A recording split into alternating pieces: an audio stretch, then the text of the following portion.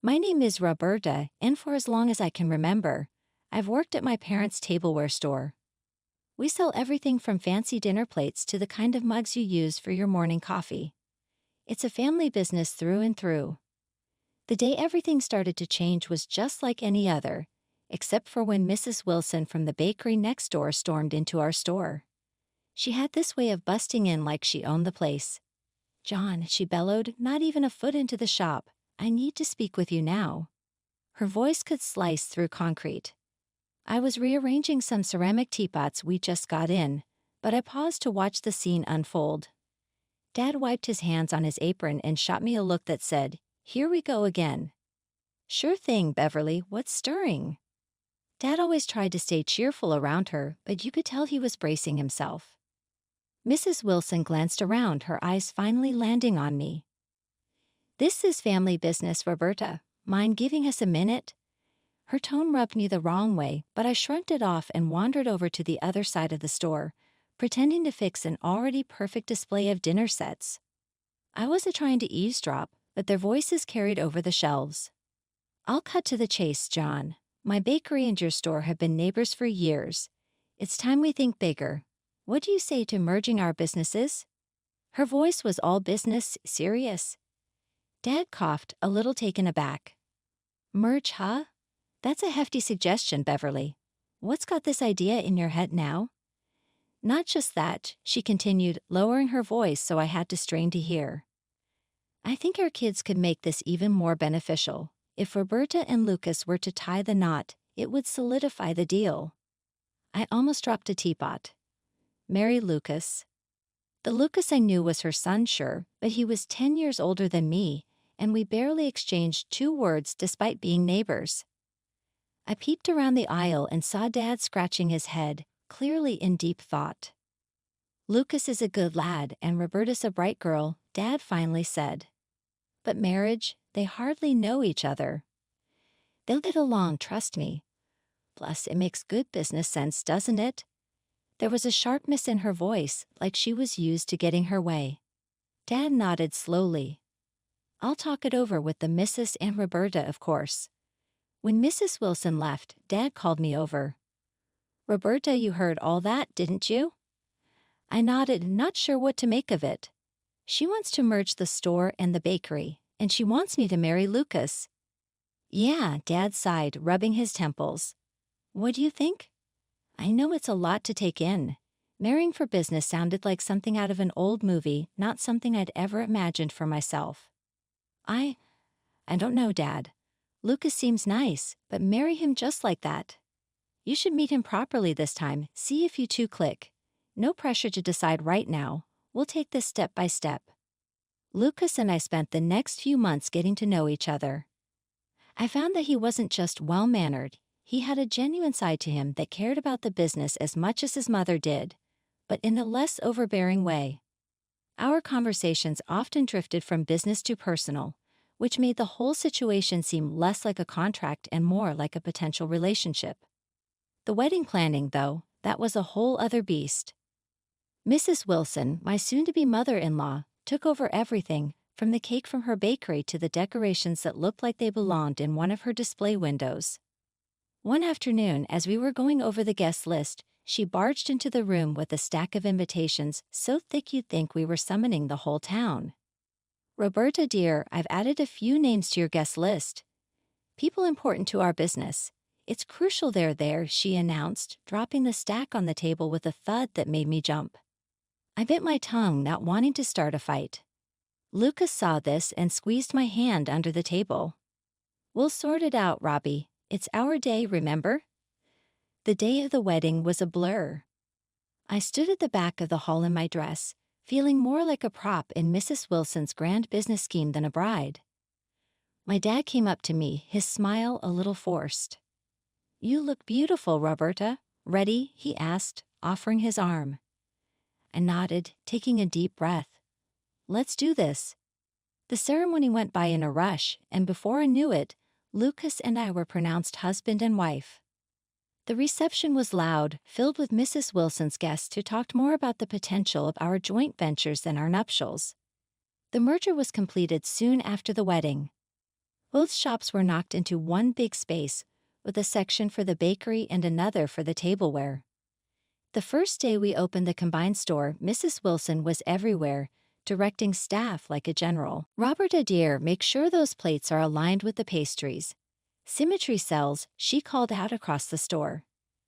I adjusted the plates, trying to follow her exacting standards. Lucas was in the bakery section, trying to coordinate with the bakers. Make sure those scones are fresh. Roberta, how's it going over there? He shouted over the noise. Trying to keep up with your mom's symmetry mantra, I shouted back, a hint of frustration in my voice. But as weeks turned into months, the workload only got heavier. Between running the front of the store, helping in the bakery, and all the paperwork, I found myself unable to keep up with my college classes. Roberta, you're running a business now. You won't need that degree. This is your life, Mrs. Wilson declared one evening, her tone dismissive as if the matter was already decided. Her words, sharp and final, hit me harder than I expected. Living with them was supposed to save us money and make managing the business easier, she argued. It just meant longer hours for me since we were just a short walk from the store. The lack of personal space and constant oversight from Mrs. Wilson suffocated me, making each day harder than the last. What started as a partnership increasingly felt like a takeover.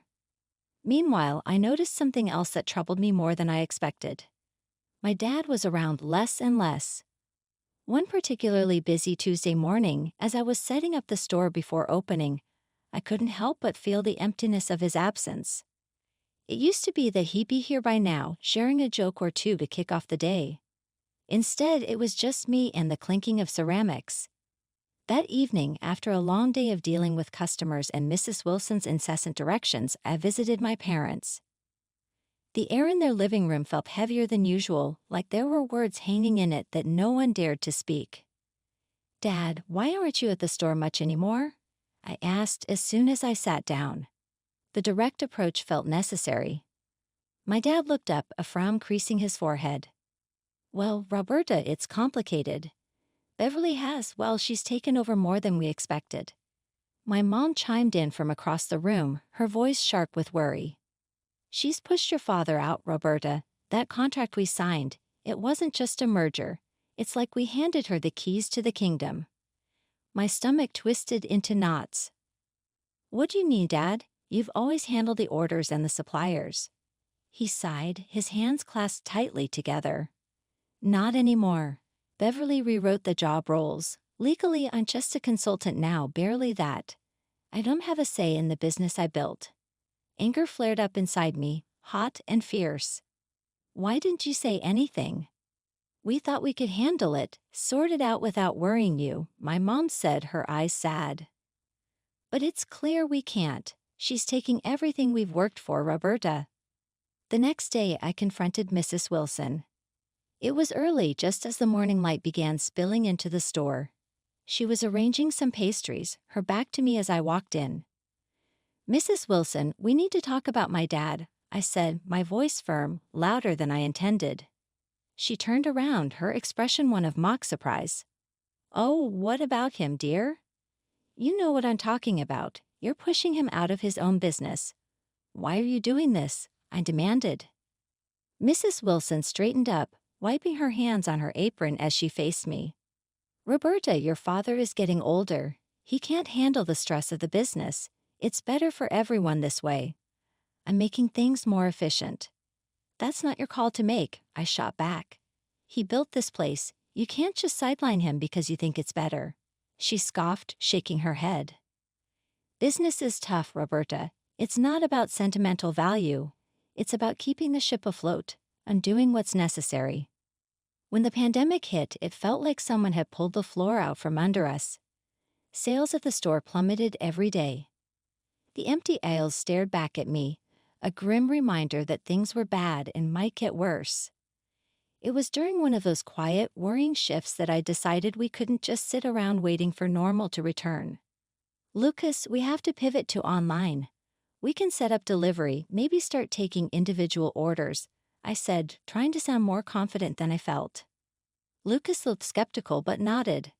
It's worth a shot. Let's talk to Mom about it. I knew convincing Mrs. Wilson would be an uphill battle. She had her way set in stone and viewed online sales as a risky venture. True to form, when we brought it up, she dismissed it outright. "We're not some tech startup. We're a brick-and-mortar business. We'll wait this out," she declared, cutting off any further discussion. But I couldn't just stand by and watch everything we built crumble to dust. So I started something on the down low. After hours, I used our store's resources to build an online community. I sold dishes from the store and took to baking cakes after the bakery closed for the day.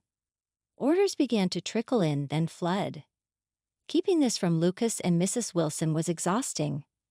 I was burning the candle at both ends, managing our secret online sales and my day job at the store.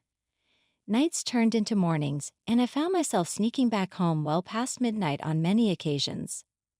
One night, as I tiptoed in, trying not to wake anyone, I found Mrs. Wilson waiting in the living room, her arms folded and her face a mix of anger and disappointment. "Where have you been, Roberta? Look at the state of this house," she snapped, her voice low but fierce.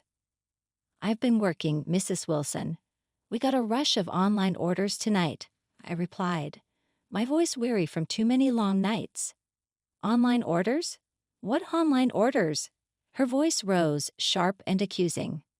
Before I could explain, Lucas came down, drawn by the noise. "Mom, what's going on? Ask your wife what's going on. She's running some secret side business and neglecting her duties around here."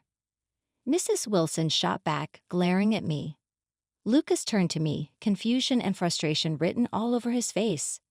What's she talking about?" I sighed, the fatigue of the last few weeks catching up to me. "I started an online store. It's been keeping us afloat since the pandemic started. I didn't tell you because your mom said no, and I didn't think she'd go for it." Lucas rubbed his temples, looking between his mom and me. "You should have told me, Roberta, and you," he turned to his mom, "should have been more open to her ideas." Mrs. Wilson's face hardened. "This is my house, and while you're under my roof, you'll follow my rules, both of you." The argument spiraled from there. Lucas, usually my ally, sided with his mom this time. "Roberta, you need to balance your time better, help out more around here." Defeated and heartbroken that Lucas didn't see how hard I was trying to save our business, I cut back on the online orders. I started spending my mornings cleaning the house instead of preparing shipments or baking. My afternoons were spent running the pastry counter, a reminder of what I had to scale back on to keep peace in the house. It was a dreary, rain-soaked afternoon, and I was straightening up the store hall when the door creaked open. A little girl, about 8 years old, stumbled in. Her clothes were drenched, sticking to her skin, and she was crying, her face streaked with tears. I rushed over to her, setting aside the stack of plates I was arranging. "Hey there, what happened? Are you okay?" I asked, trying to sound as gentle as I could. Before she could answer, Mrs. Wilson spotted us from the end of the aisle. She marched over, her lips pressed into a thin line. "What is this, Roberta? We don't have time for this today. She looks like a beggar. Put her out before others see." My stomach twisted at her words. "She's just a child, Mrs. Wilson. She's clearly lost and needs help." Lucas came over, having overheard his mother. His face was unreadable as he glanced at the girl, then back at me. "Roberta, Mom's right. We can't have kids like her running into the store. It's not good for business. Just handle it, okay?" I couldn't believe what I was hearing. "Lucas, she's scared and alone. We can't just throw her back out into the rain." Ignoring them both, I took the girl to a chair and wrapped her in a clean blanket from the back room. I made her a cup of hot chocolate, hoping to calm her down a bit. Mrs. Wilson was fuming. "This is exactly the kind of distraction we don't need, Roberta. You're responsible for any fallout from this." The girl managed to calm down enough to tell me her name was Sophie. She had wandered off from a park nearby and gotten lost. Just as she started to relax, the police arrived. They thanked me for looking after Sophie and told me her parents had been frantically looking for her. Turns out she wasn't far from home after all. After the police and Sophie left, Mrs. Wilson pulled me aside, her face stern and cold. "Because of your little stunt, I'm fining you. You took time away from your work to deal with this situation. You'll wash dishes for the next 2 days to make up for it." Lucas just nodded along with whatever his mom said, not once standing up for me. It stung more than I expected. That night, as I scrubbed pot after pot, my mind raced. I felt more like a servant than a part of the family. Lucas's support had always been my rock, but now he was just another weight dragging me down. Each harsh word from Mrs. Wilson, each nod of agreement from Lucas, was a reminder of how trapped I felt. It was another ordinary morning at the store when this richly dressed man walked in, looking around like he was searching for something special. I greeted him and asked if I could help him find anything. He nodded and explained he was looking for a high-end tea set. I showed him our finest collection, and he seemed impressed, selecting one of our most expensive sets. While I wrapped up his purchase, he browsed our pastry section and picked out an assortment of treats. The whole time he had this kind demeanor about him, making small talk and asking about the store's history. After ringing up his purchases, he thanked me and then paused, his expression turning a bit more serious. "By the way, I'm not sure if you remember, but my daughter was the little girl you helped out last week. The one who got lost in the storm." I was taken aback, not expecting this twist. "Of course I remember. She was such a brave little girl. I'm glad I could help her." He smiled warmly and handed me his business card. "Well, I'm really grateful for what you did. If you ever need anything, advice or help with anything at all, just give me a call," he said. I looked at the card and noticed he was a lawyer, Mr. Hayes. That caught my attention, considering the mess with the store and the merger. Actually, there might be something. Could we maybe talk about a legal matter? It's about the business my father used to own with my mother-in-law. Of course, he replied with an encouraging nod. "Why don't you come by my office next week? We can go over everything in detail." I took him up on his offer, feeling a mix of relief and anxiety. At his office, I handed him the pile of documents my dad had signed years ago, the ones that merged our family store with my mother-in-law's bakery. He went through them carefully, his brow furrowing more with each page. After a long silence, Mr. Hayes looked up. "There are several significant issues here. The contract has multiple violations that are quite concerning. I think we have a strong case if you want to challenge this." He offered to help me pro bono to make things right. I was overwhelmed but grateful. "Thank you. I'd like that. It's just hard, you know. It's my husband's family too." He understood my hesitation. "It's not just about business, it's about your life. You deserve to have control over that, and you're not alone in this fight." I left his office feeling a mix of hope and dread. Could I really go against my husband and his mother? But then, what was the alternative? Living under Mrs. Wilson's thumb? Watching the store my parents built from scratch being mismanaged? I walked into our house that evening, my mind still spinning from my meeting with the lawyer. I wasn't prepared for the scene that greeted me. The place was bustling, filled with guests laughing and talking, glasses clinking. I paused, taking it all in, when my mother-in-law, slightly tipsy, spotted me. "There you are, wandering the streets when you should be here serving your guests," she bellowed across the room. "It's your anniversary, Roberta. Have you no sense of duty?" I froze, my anniversary completely slipping my mind amidst the chaos of recent events. I'm sorry. I forgot," I stammered, feeling every eye in the room turn towards me. My apology did nothing to soothe her. In a fit of anger, she grabbed a nearby pizza box and hurled it at me, the box grazing my shoulder before tumbling to the ground. "Useless, absolutely useless," she shouted, her face red with fury. Before I could recover, Lucas, also showing signs of having had too much to drink, stumbled over to me. "And look at you, not even ready to eat. Wash up for heaven's sake," he slurred, tossing wine from his glass onto my hands and clothes in a mocking gesture. The wine stained my shirt, dripping cold and unwelcome against my skin. Something inside me snapped. The humiliation, the disrespect, the sheer injustice of how they were treating me, it all boiled over.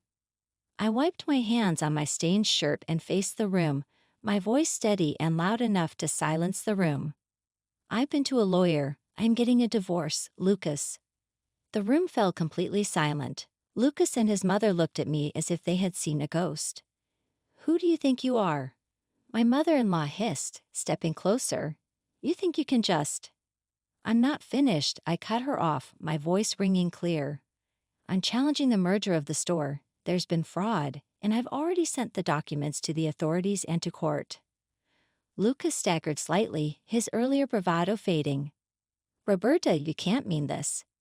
"I am also seeking financial compensation for everything I've endured here," I continued, ignoring his disbelief. The shock was palpable. Murmurs started to rise among the guests as my declaration sank in. I didn't wait for more questions or for the situation to escalate further. I turned on my heel and headed upstairs to pack my things. My mother-in-law followed, her tone shifting to desperation. "Roberta, please, let's talk about this. You're overreacting." I stopped, turned, and faced her one last time. Without a word, I handed her the lawyer's business card. "From now on, any communication goes through my lawyer," I said firmly. With that, I went to our room, my hand shaking but my resolve firm. I packed quickly, only essentials, only what I needed to start anew. I finally moved out of my mother-in-law's house and into a small apartment across town. It felt like breathing fresh air for the first time in years. I was on my own now, but I wasn't alone. My dad was with me, and together we were fighting to take back what was rightfully ours. My lawyer, Mr. Hayes, worked tirelessly on our case. He was a bulldog in the courtroom, fighting against the fraudulent merger my mother-in-law had orchestrated years ago. It wasn't long before we received the news we had been hoping for. The court ruled in our favor. They found Mrs. Wilson guilty of fraud and overturned the merger. Additionally, they imposed a hefty fine on her and awarded me financial compensation. The compensation was just enough to buy out her share in the business, a combined bakery and tableware store that my dad and I once ran together. It felt surreal to stand in front of the shop now fully ours again, without the shadow of Mrs. Wilson looming over us. Dad and I spent the next few weeks renovating the store, making it ours again. Every new coat of paint, every display rearranged, felt like reclaiming a piece of my soul that I had lost. Mrs. Wilson and Lucas were forced to find other jobs. The court costs and the fine took everything they had saved. I heard rumors about their struggles, but I kept my distance. Lucas tried to reach out once or twice, but I didn't respond. That part of my life was closed. I was focused on the future now. With the store back under our control, I resumed my college studies. I enrolled in night classes, determined to finish my degree. Sitting in a classroom again, I felt hope, a stark contrast to the despair I had felt under Mrs. Wilson's roof.